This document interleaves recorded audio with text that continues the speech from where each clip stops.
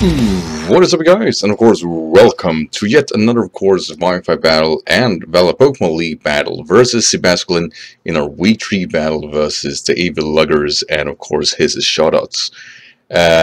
Just gonna do a rough rundown what I'm going up against and how I prepped for it. I really had a decent idea what I wanted to try to create at the same time that his team is really tough. As you guys can see on the top of the screen there, of course his name is Sky. You guys see exactly which members I had. And my opponent's team here is Tornadus, Tangrowth, Slurpuff, Tentacruel, Cobalion, Mega Absol, Donphan, Trigon, Entei, and Mesprit. Straight off the bat, the thing that really stood out for me when I was building was that Gyarados could potentially, after one Dragon Dance, actually sweep this team rather easily. That is, if it doesn't have a scarf and like that. So that's what I was kind of looking at when I was trying to create the team here. And first and foremost, I think Tapu Koko make a lot of sense. Gyarados made a lot of sense, as I stated before. The third one that made a lot of sense was actually Latios, a defensive variant with Colberberry, because I do believe that one can fend off Tangrowth and Mega Absol, two Pokemon that are tremendously awful. Plus it's gonna keep both Tentacruel and Entei at bay, since the Dragon type can kind of make Entei less useful, and of course Tentacruel really has to fear the Psyshock. So straight off the bat, yeah, Latios coming too. The three others was basically up in there, but I definitely felt I needed Mega Steelix, and I got a bit of help from a guy called Rhino Phillip, who is a mod actually in NU, who really just was debating how to offensively shake Pokemon, and especially defensive doing so. And Mega Steelix, due to its massive bulk, really did kind of shake Cobalion to some extent. Didn't shake Tangrowth, but can poison it, so that's definitely going to come here. And just overall did fairly well against a few matchups. Tornadus can't necessarily dent it even with Heat Wave, and it always has a fear of heavy, of course, the Heavy Slam, and that goes for Mesprit too. So and the last two actually was basically that Sneasel can't be run well here due to Justified from Cobalion. It really is a risk to use that. Heracross is a bit on the slow side.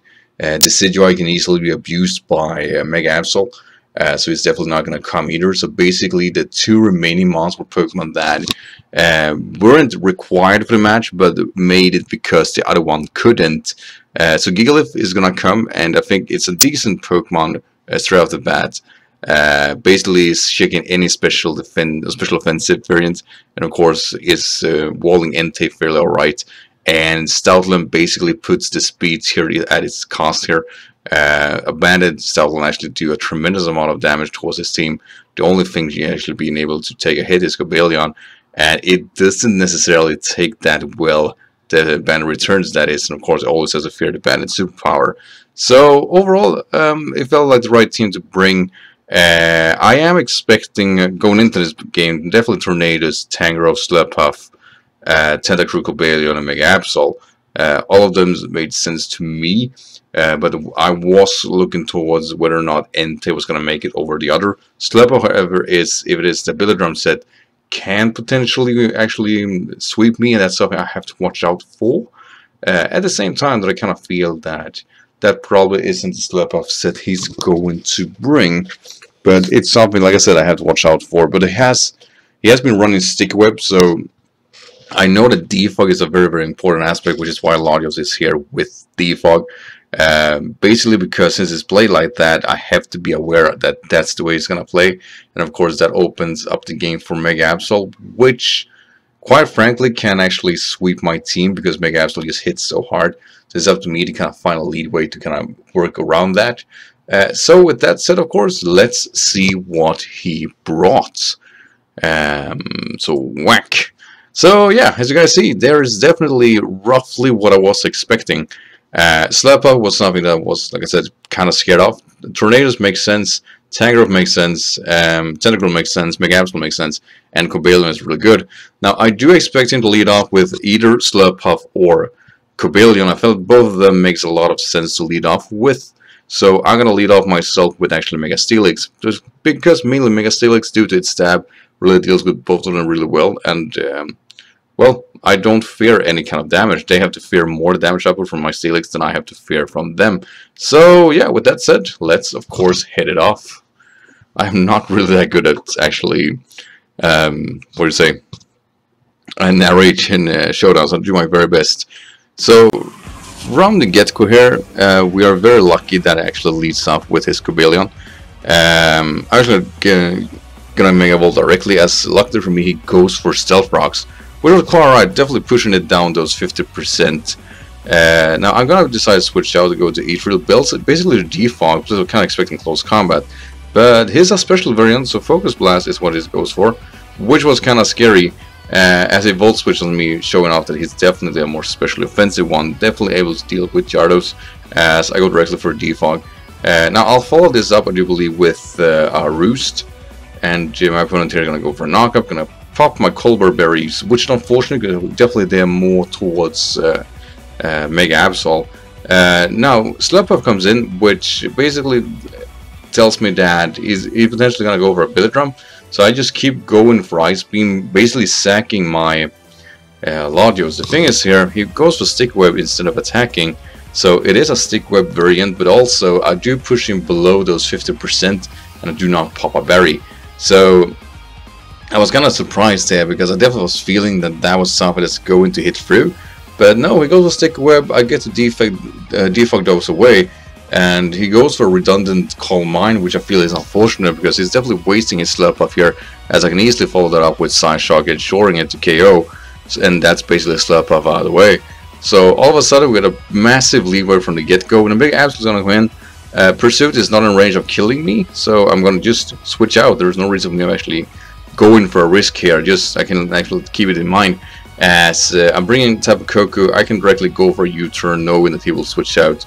And I do a fair chunk to Tangrowth. It's definitely not ideal, but it will get me Latios in, which can go easily for a recovery. And I definitely was feeling that Mega Absol was going to come in, but he had to do that play twice. That is, that he has to go Pursuit again, which he actually doesn't do. It goes directly actually for the knockoff. So I lose my Life Orb, which is unfortunate, but at the same time I really didn't mind it, as I can easily go for a Roost here just to recover. And then I can actually follow that up with a Thunderbolt versus Cobalion, because it is slower than me, we all know that already, and it's easily dealt with. So there we go. Really unfortunate being losing it so early, as it switches in Tangrowth. And here it pulls a double on me, thinking I will hard switch, but there's the reason to. I can just directly go for a U-turn, and we get a decent chunk actually out of the Absol.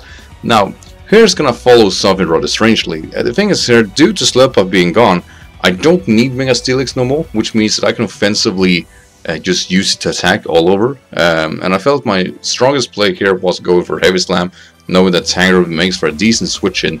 Unfortunately for my opponent, he actually goes directly for a Tornadus, and that will definitely punish him. Heavy Slam will do a good chunk of damage. I will follow that up with another actually Heavy Slam. I was feeling I could have gone for an Earthquake, but felt that it was kind of redundant. Definitely thought they could go for Heat Wave just to get out the damage. Now we do a fair chunk here with the Heavy Slam, and Earthquake is definitely in range. Unfortunately for us, we do get burned here, and this basically ensure that I can't KO the Tentacruel, but also his Figgy Berry or Wiki Berry is gonna pop. So all of a sudden, you know, he's in a good spot. But as I said before, I have no reason not to keep going for attacks, which is what I do. And he switches into his Tangrowth, trying to preserve his Tentacruel. But this also means that I can just easily go for the Toxic. I don't believe my opponent reacted to that. Most likely I have no reason of preserving my Steelix, because as you guys see here, what I do is basically make it go away, as I just keep roaring here and actually roar off myself, which is kind of funny. I don't get the ideal switch in here. I'm definitely fearing Thunderbolt is a thing that absolutely can have, so with that in mind I do switch out, but my opponent actually goes for a knockoff. So I missed a bit of big setup opportunity there, as of course Mega Steelix will fall, and that's unfortunate. But I'm feeling strong here, as I can easily go to Rain Bront my Tapu Koko, go directly for, I do believe, a U-turn again, and Tangrowth get all of a sudden yet again, of course, even more damage towards it, and I can go with my Volthard and just go for Dragon Dance. It's super free, but he'll actually show me that he is a Shockwave variant of Tangrowth, which was really cool. Now I am actually especially defensive with HP to actually survive hitting Power Electric from Tangrowth in terrain, so I was pretty surprised to see Shockwave, and definitely though our build here kind of falls through, as we get the Moxie boost after one Dragon Dance, and him switching into Tentacruel confirms that he doesn't have a Scarfer, and this also means that we wrapped up the game. There is no way for him to winning, and Gyarados is gonna clean up, and we're gonna actually win here 5-0. And I'll be honest here to my opponent here, because I do believe a 5-0 kind of shows off that you had a lot of momentum in your match, and you know, basically could do everything without any bigger issues, and I really felt that myself. I felt I had full control over the game as soon as Slurpuff actually went out, and yeah, that momentum didn't necessarily die off. Now I think my opponent did some questionable plays, and the biggest one, of course, losing Slurpuff that early, going for Stick Web over what I heard later was that he actually packed the Dazzling Gleam, and also, of course, not keep pursuing with Absol against Latios the second time around, since, well, Pursuit was probably put in range if I stayed in, but quite frankly, I needed to, I didn't necessarily need it to keep Latios alive, I just needed it to ensure that no hazards was on the field for my Pokemon, which I think I was successful in doing. And I mean, neither Stoutland nor Gale will actually hit the field for this battle, and yeah, it really went my way. And I mean, the only thing going against me was a Skull Burn, would definitely ensure that Tentacruel, of course, survived the Earthquake, and of course made sure that I couldn't get a 6-0. But other than that, I think this was a game that really went my way, and I think my opponent was definitely expecting something else here. We talked about it later. He definitely was expecting me to bring Salazzle, since it actually was so speedy, but I felt that he had a Pokemon pushing that Pokemon away, and I decided to take a more defensive route, and not too surprisingly, it worked in my favor because he was offensively more inactive here. And well, let's say it as it is. Due to him being offensively more active, my defensive route with offensive prevalence really did push him back naturally, and I got the massive momentum very early. And of course, definitely should say that Mega Steelix was something that I think he didn't expect to be able to take so much punishment as it did, and it really did a good job here, and I was very pleased with that. So yeah, with that said, Sebasculin is definitely not a bad player. I kind of want to push for that you know, he was prepping for something else that didn't come, and his sets didn't work as well as it should have done.